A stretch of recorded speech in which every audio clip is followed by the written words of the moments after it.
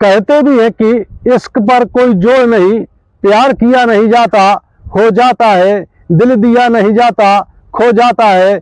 जब दो इंसानों के बीच, पुरुष और महिला के बीच, युवक और युवती के बीच इश्क पनपता है, प्यार मोहब्बत होती है, तो ना तो वो धर्म जाति की दीवारें देखते हैं, ना ही उम्र देखते हैं, ना ही शकल सूरत देखते हैं, ना ही समाज की कोई मर्यादा देखते हैं। हमने एक कहानी आपको सुनाई थी बिहार के दरभंगा की, कि एक व्यक्ति अपने लड़की की शादी के लिए लड़की देखने पहुंचता है और वो पहली नजर में ही लड़की की मां को दिल दे बैठता है, और लड़की की मां भी उसको पहली नजर में ही दिल दे बैठती है। और आखिरकार आगे चल करके लड़का और लड़की की शादी तय हो जाती है। लेकिन लड़का और लड़की की शादी होने से पहले ही होने वाला जो समधी है, होने वाली समधन को लेकर के भाग जाता है। आखिरकार उस युवक की और युवती की बाद में शादी नहीं हो पाई, और वो दो, एक का बाप और एक की मां, दोनों रफू चक्कर हो गए इश्क मोहब्बत में। इसी प्रकार की एक और दूसरी कहानी बिहार से ही सामने आई है।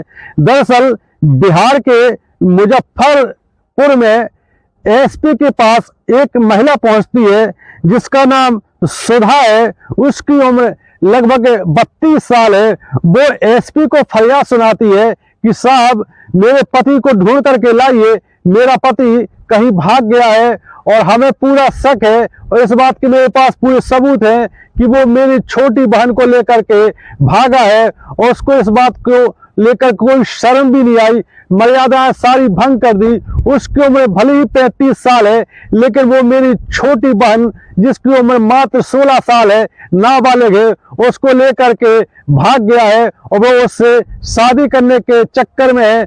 चूंकि नाबालिग को भगाने का मामला था, इसलिए पुलिस ने मामले को बहुत गंभीरता से लिया। मुजफ्फरपुर एसपी ने तुरंत ही एडिशनल एसपी और सीएसपी को बुलाया और मामले की जांच के आदेश दिए। लेकिन महिला ने आगे बताया कि साहब, ये तो कुछ भी नहीं है, वो तो भागा ही है।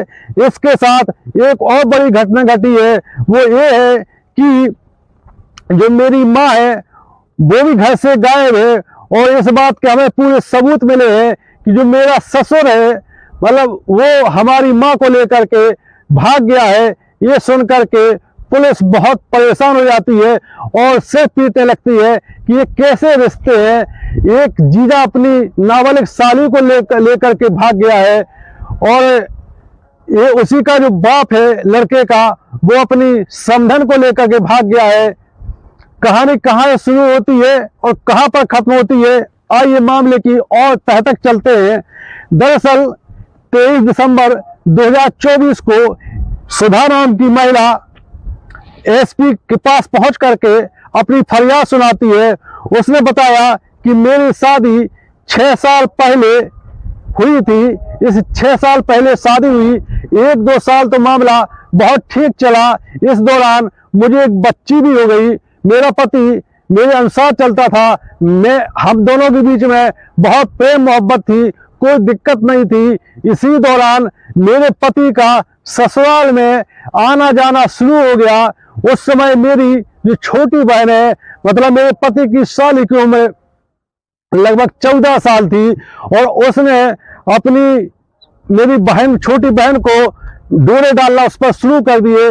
आखिरकार चूंकि वो भी नादान है, नाबालिग है, वो भी मेरे पति के जाल में फंस गई। और इसके बाद मेरा पति हफ्ते में कम से कम 1-2 दिन ससुराल में बिताने लगा।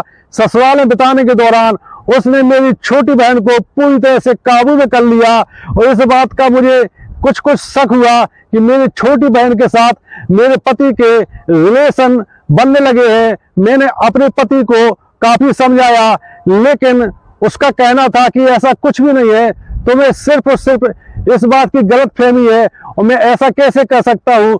उसकी उम्र जो तुम्हारी छोटी बहन है, यानी मेरी साली, उसकी उम्र मुझसे आधी है, मैं ऐसा कैसे कर सकता हूँ। लेकिन मामला कुछ और ही था। सुधा ने अपनी छोटी बहन को भी काफी समझाया बुझाया और उसको डांटा फटकारा भी कि हमें ऐसा लगता है कि तुम अपनी जीजा के साथ कुछ ज्यादा इंटीमेट होने लगी हो। लेकिन सुधा की छोटी बहन ने भी इस बात से इनकार कर दिया। आखिरकार जो सुधा का पति, जिसका नाम छोटू कुमार है, जिसकी उम्र लगभग 33 साल है, अब इसका क्रम ही बन गया कि ये हर 10-12 दिन में 2-3 दिन के लिए ससुराल पहुंच जाता था और वो अपनी साली के साथ प्रेम मोहब्बत में फंस गया था। और ऐसा बताया सुधा ने एसपी को कि दोनों के बीच शारीरिक संबंध भी स्थापित होने लगे थे।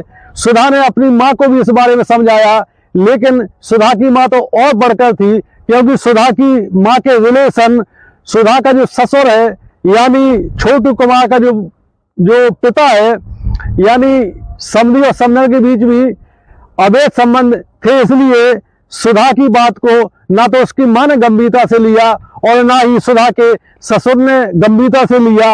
ये एक प्रकार से क्रम बन गया था कि जो सुधा का पति है छोटू कुमार, जब ससुराल में रहता था तो उसका जो छोटू कुमार का पिता है वो इसी ताड़ में रहता था कि जब इस कब ससुराल से वापस आए और मैं इसकी ससुराल पहुंच जाऊं, क्योंकि उसका दिल अपनी समधन से लग चुका था।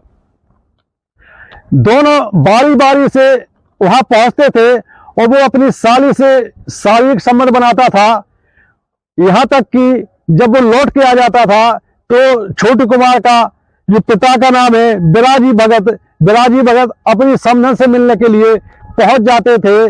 मामला ऐसे ही चलता रहा। सुधा ने दोनों को काफी समझाया, अपनी मां को भी समझाया, अपने ससुर को भी समझाया, पति को भी समझाया, लेकिन किसी पर कोई फर्क नहीं पड़ा, क्योंकि दोनों अपनी इश्क की नाव में तेज रफ्तार से जा रहे थे।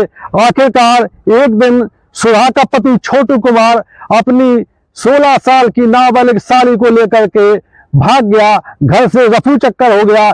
ऐसा माना जाता है कि इस मामले में सुधा की जो मां है उसकी भी सहमति थी। अब आप सोचिए कि नाबालिग साली की उम्र 16 साल और उसके जीजा की उम्र 33 साल, दोनों घर से भाग गए शादी करने के लिए।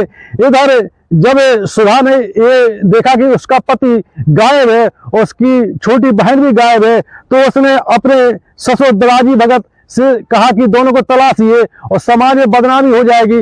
आखिरकार ये लोग करना क्या चाहते हैं, लेकिन बिराजी भगत तो और बढ़ के थे, इनके ससुर, वो भी ससुराल पहुंच गया और उसने 3-4 दिन वहीं इसके अपने समधन के साथ इसने रिलेशन बनाए। इसके बाद वो समधन को लेकर के सुधा का ससुर भी भाग गया, यानी सुधा की मां को लेकर के बिराजी भगत जिसका ससुर है वो लेकर के भाग गया।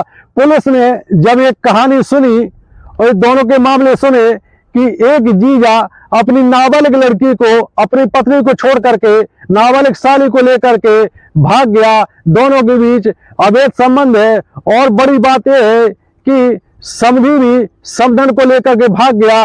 पुलिस ने 2 टीमें गठित करके, चूंकि नाबालिग लड़की का मामला गंभीर है, तो उसको तलाशना शुरू कर दिया, लेकिन फिलहाल दोनों का कोई पता नहीं चला है। एक कहानी सुनाने का मकसद और वीडियो बनाने का मकसद यही है कि रिश्तों की मर्यादा बनाकर रखना बहुत जरूरी है, वरना तात्कालिक सुख, तात्कालिक आनंद तो मिल सकता है, लेकिन आगे ये टेंशन की जड़ बनेंगे। ये कहानी आपको कैसी लगी? यदि वीडियो पसंद आता है तो हमारा चैनल सब्सक्राइब करें। जय हिंद, जय भारत।